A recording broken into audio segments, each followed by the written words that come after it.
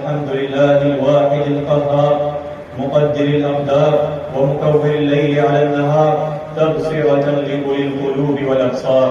الحمد لله الكبير المتعال صاحب العز والكمال والعظمة والجمال والقدرة والجلال، الواحد الأحد الفرد الصمد الذي لم يلد ولم يولد ولم يكن له كفوا أحد. كتب على نفسه البقاء وكتب على خلقه الفناء وقدر ما كان قبل أن يكون في اللوح والقلم، وخلق آدم من تراب وجعل من نسله العرب والعجم، جعل الدنيا دار فناء والآخرة دار بقاء بل تؤثرون الحياة الدنيا والآخرة خير وأبقى. الحمد لله الذي أعزنا بالإسلام وأكرمنا برمضان واجعل العشر الأواخر منه من أفضل الأزمان، وأشهد أن لا إله إلا الله وحده لا شريك له، فسبحان الله حين تمسون وحين تصبحون، وله الحمد في السماوات والأرض وعشيا وحين تظهرون. يخرج الحي من الميت ويخرج الميت من الحي ويحيي الأرض بعد موتها وكذلك تخرجون. وهو الذي خلق الليل والنهار والشمس والقمر كل في فلك يسبحون. وما جعلنا لبشر من قبلك الخلد أفإن مت فهم الخالدون. كل نفس ذائقة الموت ونبلوكم بالشر والخير فتنة وإلينا ترجعون. وبلوناهم بالحسنات والسيئات لعلهم يرجعون. وأشهد أن سيدنا ونبينا محمد عبده ورسوله قد بلغ الرسالة وأدى الأمانة ونصح الأمة وجاهد في الله حق جهاده، تركنا على المحجة البيضاء ليلها كنهارها لا يزيغ عنها إلا هالك. اللهم صل وسلم وبارك على سيدنا ونبينا محمد وعلى آله وصحبه أجمعين. أيها الناس، حاسبوا أنفسكم قبل أن تحاسبوا، وزنوا أعمالكم قبل أن توزنوا، وتهبوا للعرض الأكبر على الله، فإن اليوم عمل ولا حساب، وغدا حساب ولا عمل. وتجهزوا عباد الله للرحيل، واستعدوا للخطب الجليل، وتزودوا فإن خير الزاد التقوى. أيها المسلمون، كنا بالأمس القريب نهني بعضنا ونبارك لبعضنا دخول هذا الشهر العظيم، وها نحن اليوم على مشارف وداعه، وهذه الجمعة هي آخر جمعة في هذه الشهر المبارك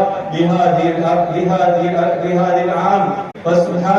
فسبحان مصرف الشهور والأعمال، سبحان مدبر الليالي والأيام، سبحان الذي كتب الفناء والموت على كل شيء، وهو الحي القيوم الدائم الذي لا يموت، قائل سبحانه كل من عليها فان ويبقى وجه ربك ذو الجلال والإكرام. عباد الله، قال الله تبارك وتعالى: قل يا عبادي الذين أسرفوا على أنفسهم لا تقنطوا من رحمة الله إن الله يغفر الذنوب جميعا إنه هو الغفور الرحيم. وهو الذي يقبل التوبة عن عباده ويعفو عن السيئات ويعلم ما تفعلون. عباد الله، ماذا بعد الصحة إلا السقم؟ ماذا بعد البقاء إلا الفناء؟ ماذا بعد الشباب إلا الهرم؟ ماذا بعد الحياة إلا الممات؟ إخوة الإيمان، إنما مرض القلوب من الذنوب، وأصل العافية أن تتوب. التوبة، وما أدراك ما التوبة باب الأمل. قال الله تبارك وتعالى: نبئ عبادي أني أنا الغفور الرحيم وأن عذابي هو العذاب الأليم. وقال الله تبارك وتعالى: وتوبوا إلى الله جميعا أيها المؤمنون لعلكم تفلحون. فتوبوا يا عباد الله، لأن الله يحب التوابين ويحب الأوابين ويحب المستغفرين، ومن لم يتب فأولئك هم الظالمون. وعن أبي هريرة رضي الله عنه قال رسول الله صلى الله عليه وسلم: ينزل ربنا تبارك وتعالى كل ليلة إلى سماء الدنيا حين يبقى ثلث الليل الآخر فيقول: من يدعوني فاستجيب له، من يسألني فأعطيه، من يستغفرني فأغفر له، أو كما قال عليه الصلاة والسلام. ونبينا محمد صلى الله عليه وسلم كان يتوب إلى الله ويستغفره في اليوم أكثر من 70 مرة، وفي رواية أكثر من 100 مرة.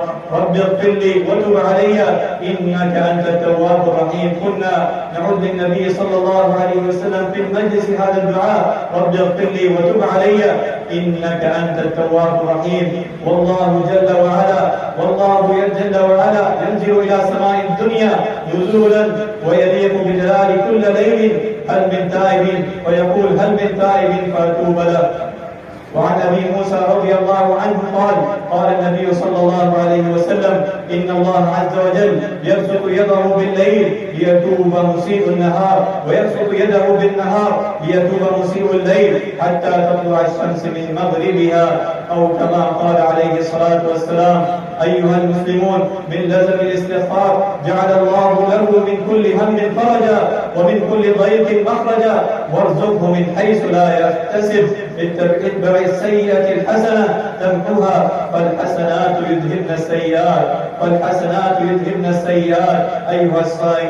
أيها الصائمون، لقد شرع الله لكم في ختام شهركم أعمالا صالحة تجبرون بها نقص صيامكم، ومن ذلك إخراج زكاة الفطر، وهي فرض واجب لحديث ابن عمر رضي الله عنهما قال فرض رسول الله صلى الله عليه وسلم زكاة الفطر صاعا من التمر أو صاعا من شعير على العبد والحر والذكر والأنثى والصغير والكبير من المسلمين، أو كما قال عليه الصلاة والسلام. أيها الصائمون، ومما شرع لكم في نهاية شهركم التكبير، ويبدأ من غروب شمس ليلة العيد إلى أن يدخل الإمام لصلاة العيد، وصفة التكبير أن يقال الله أكبر الله أكبر، لا إله إلا الله والله أكبر، الله أكبر ولله الحمد. فأحيوا هذه السنة، أحيا الله قلوبكم بالإيمان، ورزقنا وإياكم صدق الاتباع لسيد الإمام لسيد الأنام صلى الله عليه وسلم. واستغفروا ربكم في ختام شهركم مما حصل من خلل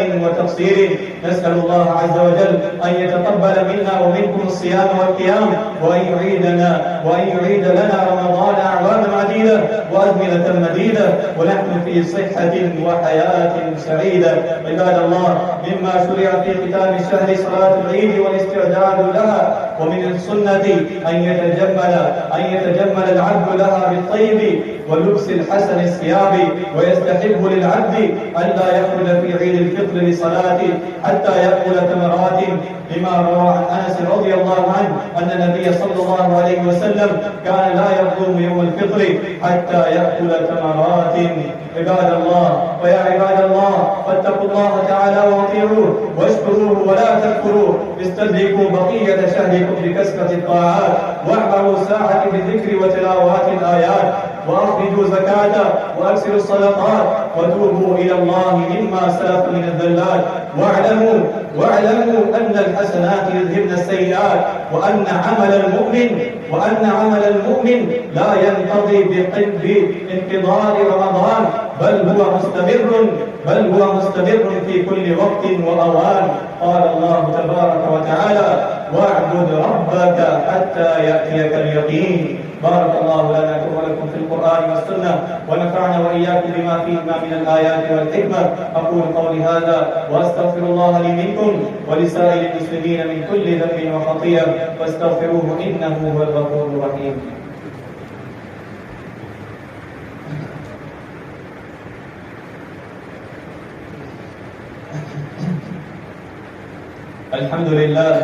الحمد لله حمدا كثيرا طيبا مباركا فيه كما يحب ربنا ويرضى، واشهد ان لا اله الا الله وحده لا شريك له، واشهد ان سيدنا ونبينا محمدا عبده ورسوله صلى الله وسلم وبارك عليه وعلى اله واصحابه ومن تبعهم باحسان الى يوم الدين. قال الله تبارك وتعالى: انما المؤمنون اخوه.